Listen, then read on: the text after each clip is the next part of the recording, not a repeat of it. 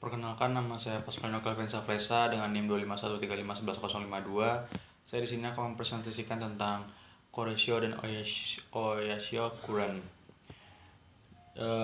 Untuk pertama kali, saya akan menjelaskan pengertian dasar dari dua hal tersebut. Yang pertama, Kuroshio itu adalah arus panas kuat yang mengalir ke utara di Laut Jepang. Sedangkan kalau sementara Oyashio itu adalah arus dingin dari utara yang bergerak ke selatan. Pertemuan keduanya meningkatkan konsentrasi ikan dan mempengaruhi iklim regional, sehingga kedua ini memengaruhi sekali terhadap iklim maupun ekosistem di dalamnya, contohnya seperti ikan maupun nutrien di dalamnya. Dan untuk selanjutnya saya akan menjelaskan tentang dua kekuatan utama Pasifik Barat ini. Yang pertama, Kuroshio itu atau disebut juga dengan arus hitam. Nah, kenapa bisa disebut arus hitam? Karena arus ini memiliki arus yang hangat dari ekuator bergerak ke utara dan memindahkan panas tropis. Jadi seolah-olah dia itu membawa panas dari tempat asalnya dan mengirimkannya ke suatu tempat yang lain. Dan untuk selanjutnya saya akan menjelaskan Oyashio atau arus induk. Kenapa disebut arus induk? Karena ini adalah arus utamanya di pergerakan arus tersebut, yang dimana ini membawa beda dari dengan Kuroshio yang membawa arus panas, sedangkan arus ini membawa arus yang dingin. Karena membawa kehidupan, membawa air kaya nutrien dari kutub ke arah selatan. Beda dengan Kuroshio yang membawa panas dari tempat asalnya untuk ke tempat lainnya, sedangkan kalau Oyashio itu membawa nutrien dari tempat asalnya ke tempat lain. Nah, terjadi ketika adanya dua arus ini, terbentuklah suatu pertemuan yang dimana keduanya berbenturan di wilayah timur laut yang berposisi di Jepang, yang dimana menciptakan salah satu fishing ground paling produktif di bumi. Nah, untuk titik awal dan lintasan alirannya bisa dilihat di asal laut Filipina Pasifik Barat tropis, dari Filipina menuju Taiwan dan Kepulauan Ryukyu, selanjutnya ke selatan Jepang dan Pasifik Utara.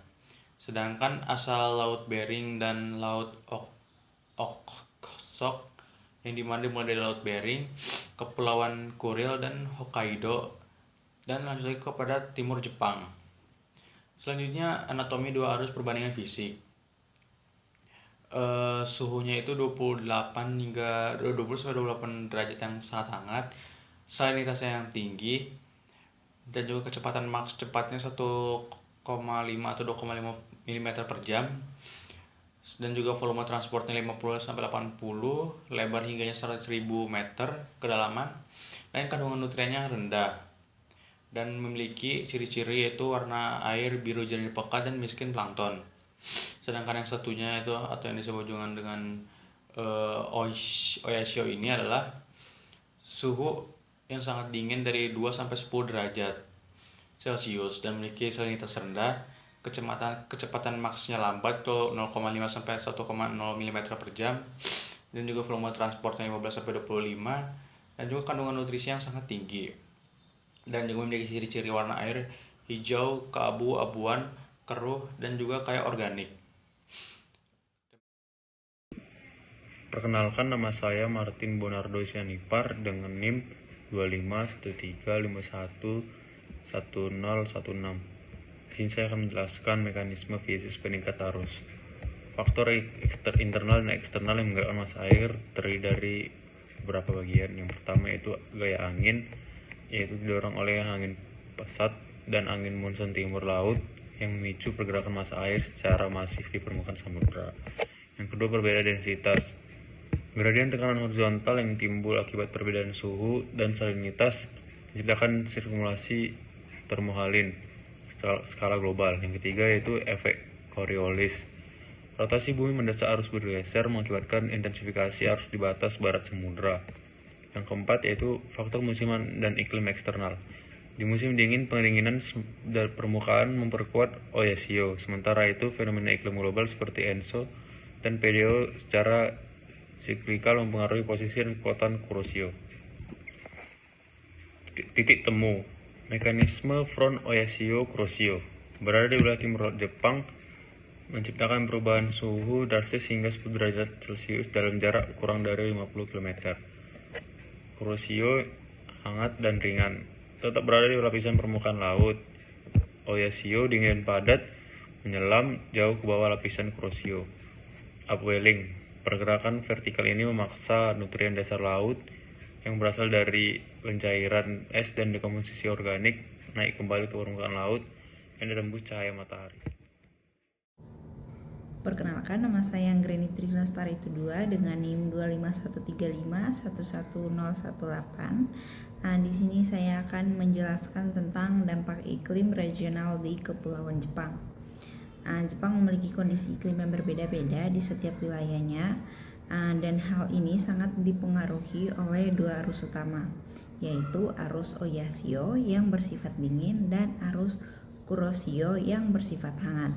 Untuk wilayah Jepang Utara seperti Hokkaido didominasi oleh arus Oyashio. Karena arus ini dingin, maka daerah tersebut mengalami musim dingin yang cukup ekstrim dan suhu yang rendah, bahkan bisa membeku. Sedangkan saat musim panas suhunya tetap relatif sejuk. Berbeda dengan Jepang Selatan seperti Tokyo dan Osaka, wilayah ini dipengaruhi oleh arus Kuroshio yang hangat.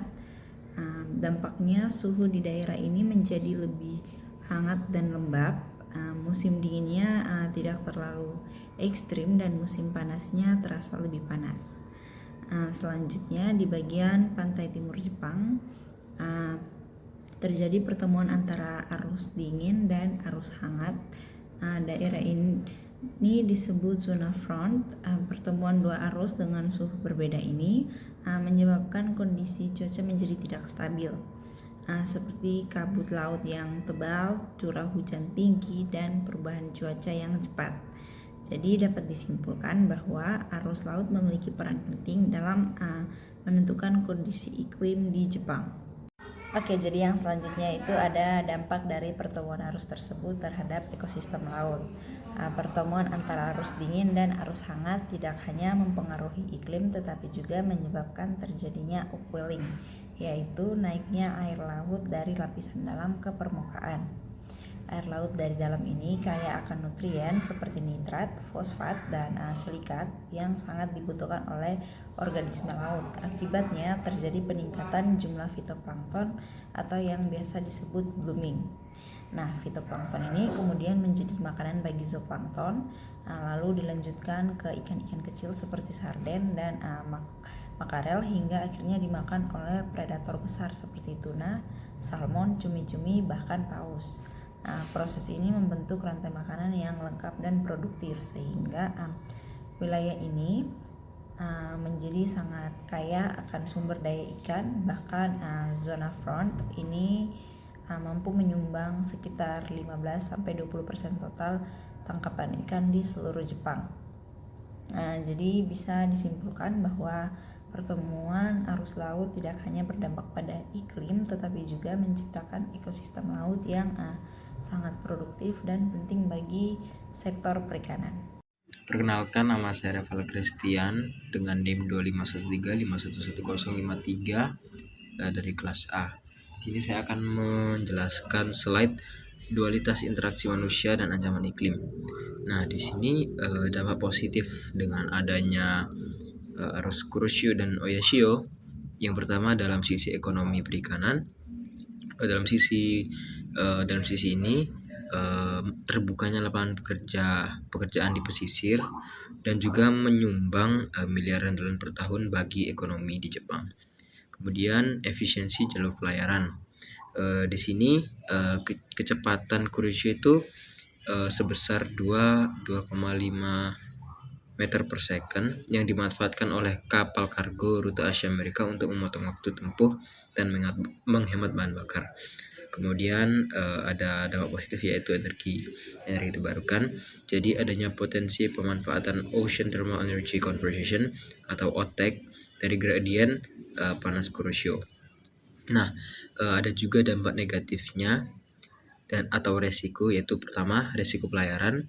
Kabut laut yang sangat tebal akibat pertemuan arus memicu risiko fatal kecelakaan atau tabrakan kapal. Kemudian ada anomali panas global.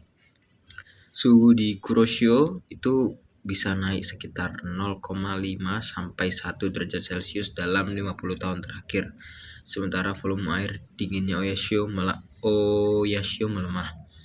Dan yang terakhir adalah pergeseran zona ekologis. PDO atau singkatan dari Pacific Decadal Oscillation dan pemanasan laut menggeser front ke utara, mengacaukan prediksi musim dan penangkapan ikan tradisional. Kemudian yang di slide terakhir itu yaitu harmoni ekosistem Pasifik. Kuroshio atau pembawa panas, arus cepat yang mendistribusikan energi ekuatorial, menjaga suhu belahan bumi utara. Kemudian Oyashio, arus penyubur lambat yang menjadi bahan bakar utama bagi roda rantai makanan lautan. Dan sinergi absolut, keduanya berinteraksi menciptakan zona konvergensi paling produktif di bumi. Mereka mendikte iklim, ekosistem, dan juga fundamental ekonomi maritim Jepang tanpa bisa dipisahkan. Sekian dari saya dan kelompok saya. Terima kasih.